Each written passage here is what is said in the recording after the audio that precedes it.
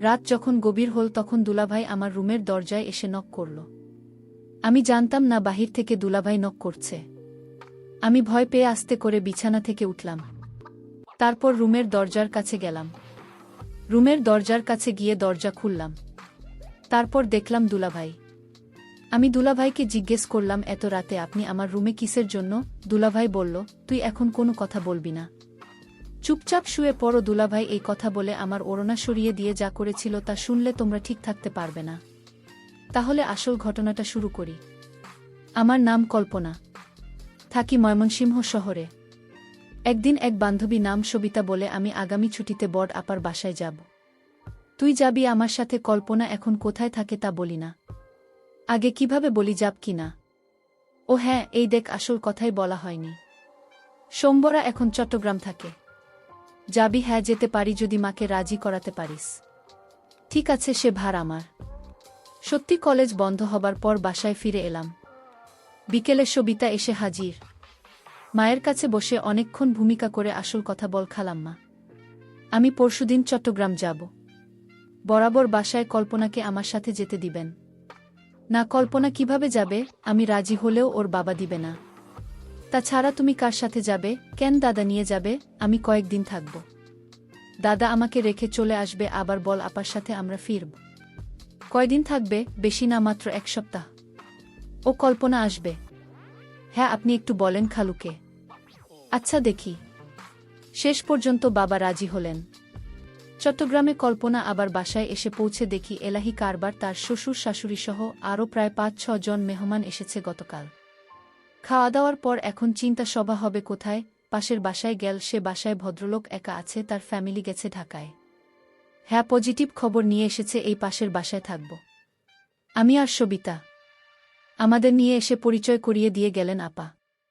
এই যে ভাই, আমার বোন সুমিতাকে তো চেনেন, আর এ হলো ওর বান্ধবী কল্পনা।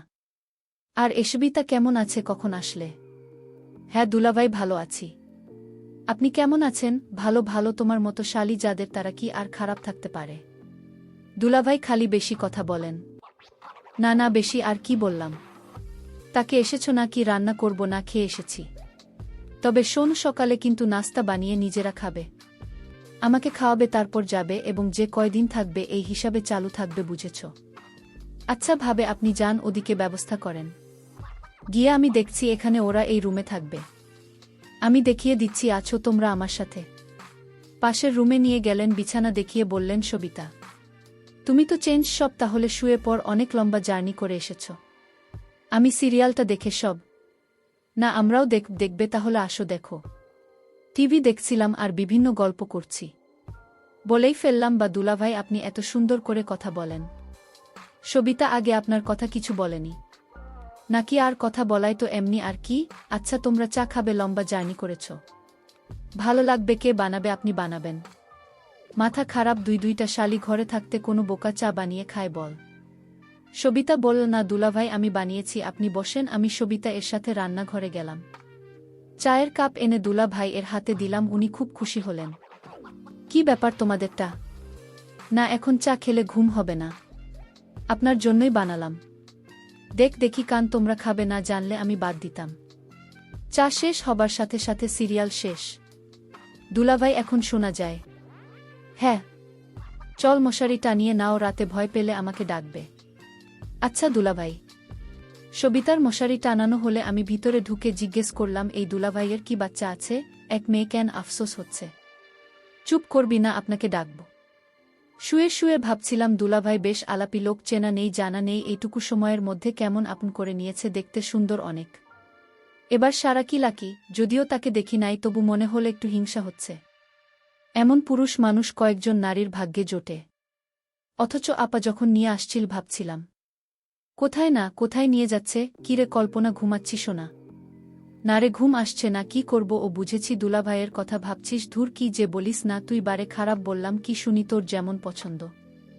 দুলাভাই একেবারে হুবহু তাই। যদি তার বইয়ের না থাকতো তাহলে আমি প্রস্তাব দিতাম। আচ্ছা রাত কত হয়েছে দেখেছিস? এখন ঘুমাবার চেষ্টা কর। পরের রাতে আবার এলাম, দেখি দুলাভাই টিভি দেখছে, সাইড টেবিলে চায়ের খালি কাপ। কি দুলাভাই, কি দেখছেন? আরে আসো আসো, বসো, বল কি খেদমত করতে পারি? না, আপনাকে খেদমত করতে হবে না, আপনার জন্য কি করব তাই বলেন। যা দরকার তা তোমরা পারবে না, কেন পারবে না বলেই দেখেন পারি কিনা চা বানাবো। তোমরা খাবে না তাহলে থাকবে কেন, এখনই আনছি। দেখ যদি পারো ভালোই হয়। সেই সন্ধ্যা থেকে ভীষণ মাথা ধরেছে।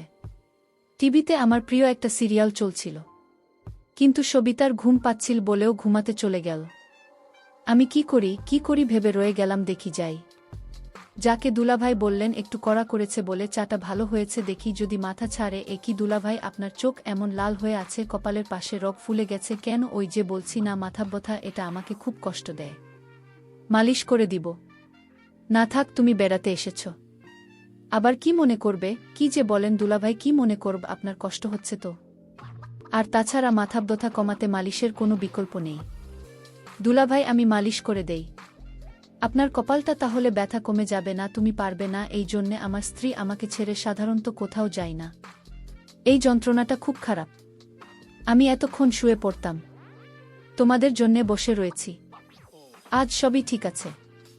এখন আপনি কোনো কথা না বলে চলেন, বিছানায় শুয়ে পড়েন। আমি আপনার মালিশ করে দেই, আমি ভালো মালিশ করতে পারি।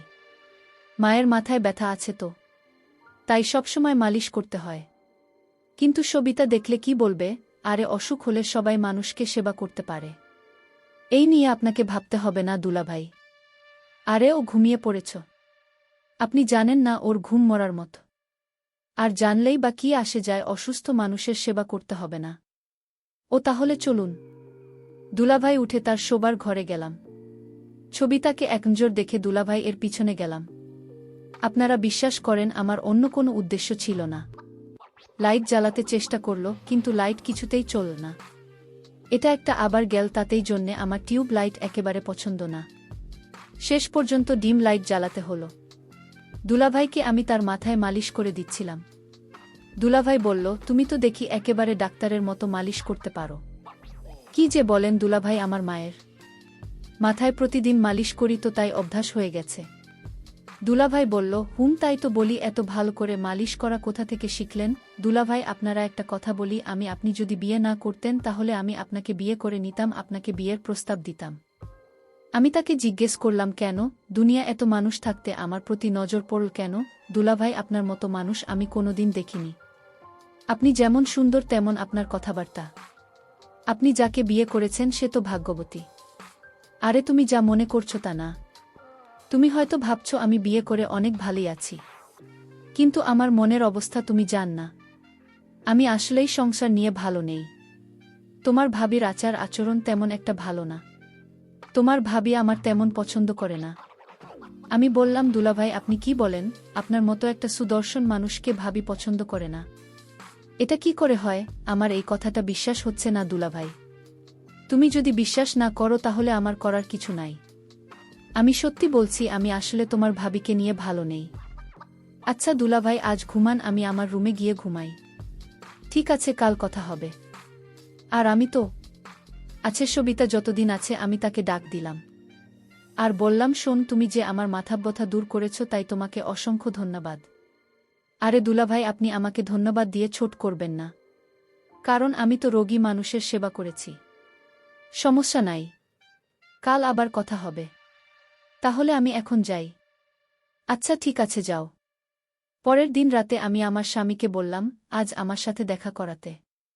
আমি বললাম, ঠিক আছে দুলাভাই আপনি রুমে যান, আমি আসব। আমি আমার রুমে গেলাম। আজ আমার মাথা ব্যথা তেমন নাই। তারপর আমি ভাবলাম কল্পনাকে দিয়ে। আমি কল্পনা মানে আমার সালের জন্য অপেক্ষা করতে লাগলাম, কিন্তু কল্পনা আজ কিছুতেই আসছে না। আমি ভাবতে লাগলাম, আজ কল্পনা আসলে আমি তার কাছে থেকে আমার মনের চাওয়াটা পূর্ণ করে নেব। আমি ভাবতে লাগলাম কিভাবে কি করা যায়। কল্পনা কি আমার কথায় রাজি হবে নাকি অন্য কাউকে বলে দিবে? কারণ আমার খুব ভয় হচ্ছে, যদি আমার স্ত্রী কিছু জানে তাহলে আমার এক দুইটা যাবে। আর তাই যা করতে হবে খুব ভেবে চিন্তে করতে হবে। আমি কল্পনাকে আস্তে করে ডাক দিলাম, কল্পনা এদিকে আসো, তোমার সাথে জরুরি কথা ছিল। আমি বললাম, দুলাভাই আসছি। আমি দুলাভাইয়ের ডাক শুনে তার রুমে গেলাম। আমি বললাম, দুলাভাই চা করে দিব। দুলাভাই বলল, তোমার হাতের চা খেলে আমার মাথা ব্যথা ভালো হয়ে যায়। তাই নাকি দুলাভাই? তুমি এমন ভাব করছো মনে হয় কিছুই তুমি জান না। দুলাভাই আমি সব জানি, এমনি আপনার সাথে মশকরা করছিলাম। আরে তুমি আমার সাথে মশকরা করো, কিন্তু আমার মনের ভিতর তখন শান্তি নাই দুলাভাই, আপনি চাইলে আপনি মনে শান্তি পেতে পারেন। আমি বললাম কিভাবে পাব, তোমার ভাবি যে অহংকারী মানুষ, তার কাছ থেকে ভালো কিছু পাওয়া সম্ভব না। এরই মধ্যে আমার স্ত্রী বাসায় হাজির। তুমি চলে আসো, তুমি না বলেছিলে আরও 2 দিন তোমার বাপের বাড়িতে থাকবে? আরে আমি এতদিন থাকলে তোমার কষ্ট হতে পারে, আর তাই ভাবলাম চলে যায়।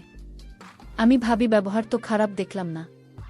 ভাবি বল, এই 2 দিন তুমি কেমন আছো, কি করছো, ঠিকমতো খাওয়া দাওয়া করছো কি না, তা নিয়ে আমি মহা দুশ্চিন্তায় ছিলাম। আর তাই তো কোনো কিছু না ভেবে চলে আসলাম। যাক, ভালোই করেছে, তোমার ছোট বোন আসছে, তুমি আর দিন থাকলে হতো। তারপর ভাবি বল, যাও তুমি স্নান করে এসো, আমি তোমার জন্য খাবার রেডি করছি। তারপর দুলাভাই স্নান করে আসলো, ভাবি নিজ হাতে দুলাভাইকে ভাত খাইয়ে দিচ্ছিল। আমি এই দৃশ্য দেখে ভাবলাম, ভাবি তো দুলাভাইকে ভালো যত্ন করে, তাহলে দুলাভাই কি আমার সাথে মিথ্যা কথা বলেছে নাকি? আর দুলাভাই আমার সাথে মিথ্যা কথা বলবে কেন? এখন আমি বুঝতে পারলাম দুলাভাই আমায় মিথ্যা বলে আমার কাছ থেকে কিছু আদায় করতে চাইছিল। যাই হোক, দুলাভাইয়ের নকল বুঝতে আর আমার বাকি রইল না। আমি রাতে আমার রুমে খাওয়া দাওয়া শেষ করে সবাই ঘুমাতে গেলাম। তারপর রাত যখন গভীর হল, তখন আমার রুমের দরজায় কারণও পেলাম। তারপর আমি ভাবলাম, এত রাতে দরজায় নক দিল, আমি কিছুটা ভয় পেলাম।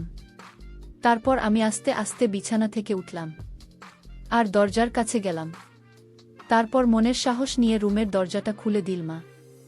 তারপর যাকে দেখলাম সে আর কেউ না, সে আমার দুলাভাই।